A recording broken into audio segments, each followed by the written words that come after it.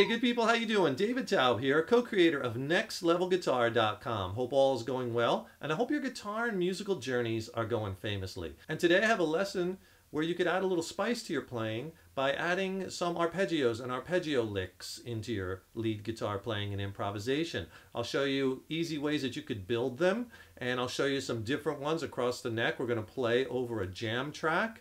We're in the key of E minor, and I'll tell you later in the lesson how you can get this same exact track. You know, I love the sound of arpeggios, and it really comes down to no matter what you're playing, it's all about the sounds and what you like and the emotion that you're trying to get across, right? If it sounds good, it is good. And before we get rocking and rolling, if you have a second, please subscribe to the channel. You know, subscribing to the channel, that really helps us to keep bringing the content. Leave a comment in the comment box below. Let us know how you like this lesson. Let us know what lessons you'd like to see coming up, as well as if you'd like to see any gear reviewed.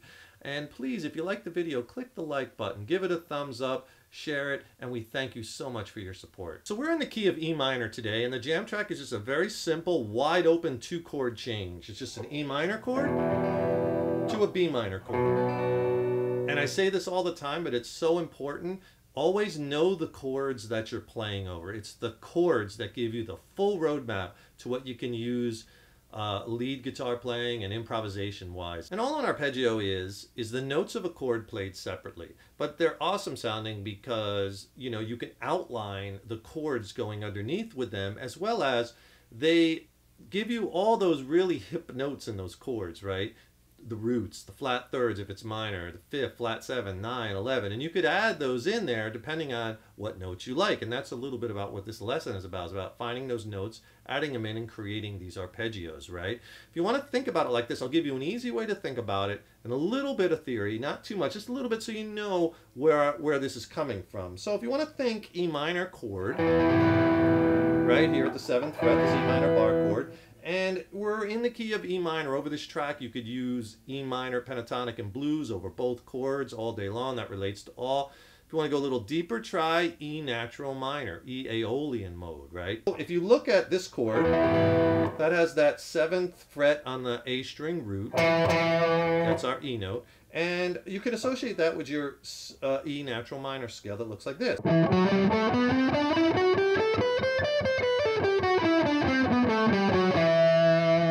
The notes and the intervals in that scale, and I don't want to throw too much theory at you, but I think this is important because I want you to see how these arpeggios are built and kind of understand it, right? So the notes in the E minor scale and the interval is the E is our 1, F sharp is our 2nd, G is our flat 3rd, it's minor is our flat 3rd, right? A is our 4th, B is our 5th, C is our flat 6, and D is our flat 7. E, F sharp, G, A, B, C, D. Then we're back to E. And that repeats. Since we're in minor key, we're playing E minor chord, we want to play an E minor type arpeggio over that chord. So it all starts with your minor arpeggio or minor triad.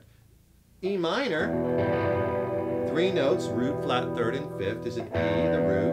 Right? You have your G in there, your flat 3rd, and you have your B, your 5th. And those are the notes in an E minor chord, and it doesn't matter where you play that E minor chord, right?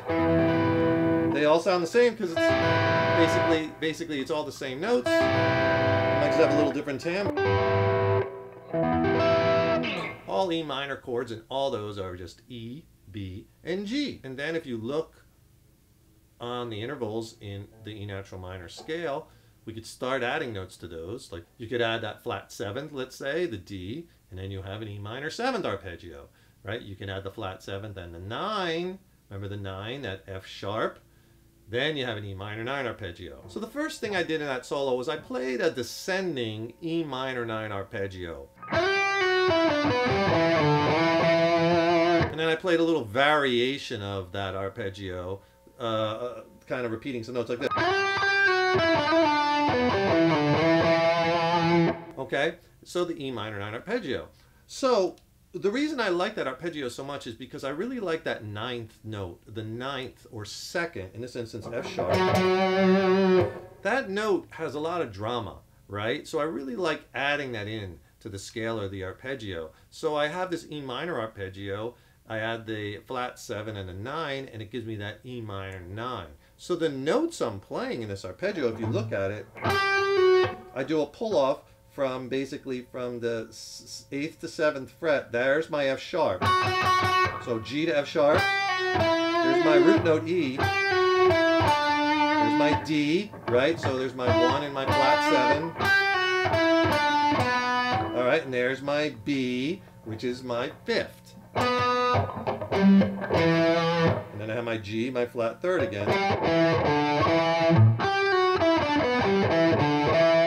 So I'm playing the root, the flat 3rd, the 5th, the flat 7th, and the 9th. And you see all those intervals on the screen as I'm going through this to kind of illustrate it. And you may not think of it like that. You may think of your ear taking you to the right notes, but just in case. So if you like, the point is, if you like a certain note, like I like that F sharp note, how that sounds. I also like the A note, so we're going to use that in a second too. And adding those notes in give you these different sounds and these different sounding arpeggios, right? You can keep adding notes and notes and notes. You just have to be careful, because once you start adding too many notes, then it starts sounding more like a scale and less sounding like an arpeggio. Remember, the arpeggios too, it kind of spaces the note out. You're not playing E, F sharp, G, A, B, all the notes. E, G. So you have this wider interval jump. E to A, like we'll do in a second. It sounds a little different than the scale because it's the hip notes, all the hip notes in the chord, and it's spacing them out in a wider interval. So you got to kind of find that balance between adding the notes that you like, but not adding too many notes and have it sounding like a scale. And you might hear me repeat notes, double up on notes, add a couple, slides or something, and that's awesome. You want to do that because you don't necessarily want to play your arpeggio straight up and straight down. I'll illustrate them that way so you can get them under your fingers. But just like you wouldn't play a scale straight down, straight up, sound too stiff. Same thing with arpeggio. Good arpeggio playing kind of mixes the arpeggio notes with a few scale notes or licks or double up, or adding some emotion to them, some nuance, bending, slides, right? Things like that, adding some technique to it, and some emotion, then you really got something. And if you want this exact jam track, the one I'm using in this lesson, I'll send you this one and 5 more, 6 total. It's my jam track coach. I'll also send you 2 ebooks where I go over the tracks one at a time and explain, scales to try, modes, and why it works. It's a great learning tool, and I think you'll really like it. 6 killer tracks, 2 ebooks. Click on that link below, my jam tracks coach. Send it to you for free from Next Level Guitar. I told you I like that A note, so if we add the A note, then we have a minor 11 arpeggio. The 4th is the same as the 11th, just up higher. So, right? I like that. Let me slow it down. Right? So you have your E, here's our A, there's our 4th, right? 12th fret on the A string. There's our B note. And then we play our D and our E. There's our G. There's our B. And there's our E. You can even slide it.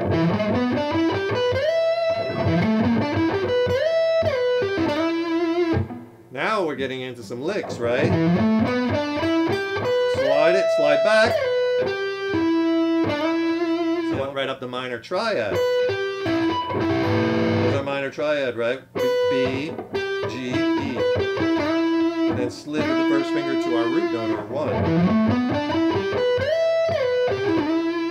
It's a cool lick based on this E minor 11 arpeggio. In the intro, I played a minor 11 arpeggio, 1 note per string, which is kind of cool. So you can experiment where these arpeggios are found on different strings and play them in different positions and inversions. I played this one in that intro. I like that one a lot. It has an interesting sound because it's 1 note per string. So basically here it is slow. There's our E, there's our B, there's our F sharp, our 9, right? There's our G, there's our D, there's that A, that 11. Right, making that E minor 11. Movable too, so if you want to move it to another key, like if you want to do a B minor 11 arpeggio over the B minor chord, right? When that comes up, kind of treat each chord as a separate event. Just move that root note instead of here to our B note, 7th fret. Now we're in the key of B.